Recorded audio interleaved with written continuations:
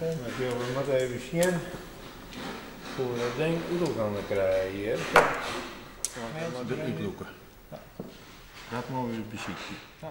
Ik denk dat de oude ratten in het vaak zoveel kennis hebben dat het heel belangrijk is dat dat oerdrogen wordt op de jonge generatie. En dat mag je echt bij de oude ratten wezen. Dat mag je net orenmeesting van vrije.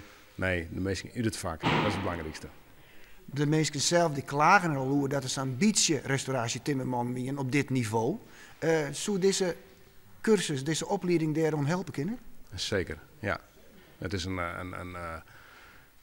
prachtig mooi streven om juist de generatie, de jonge generatie die het vak timmeren nog echt leren wil, om die zo vol mogelijk onder het werk te zetten in deze sector. En is er ook wat belangstelling bij de jongeren voor dit vak? De jongeren hebben een grote belangstelling ervoor. Het is helaas zo dat de bouw op dit moment gewoon er net goed voor staat. Dus heel veel werk is er op dit moment net. Daar toch moeten wij soms ook nee zeggen. Want het is natuurlijk worstelen dat de jongens een BBL-opleiding doen. En ze moeten een baan hebben in de restauratie. Nou, dat wil net altijd slagje. Er is geen geld meer voor. Er is eigenlijk te weinig geld voor. Ja.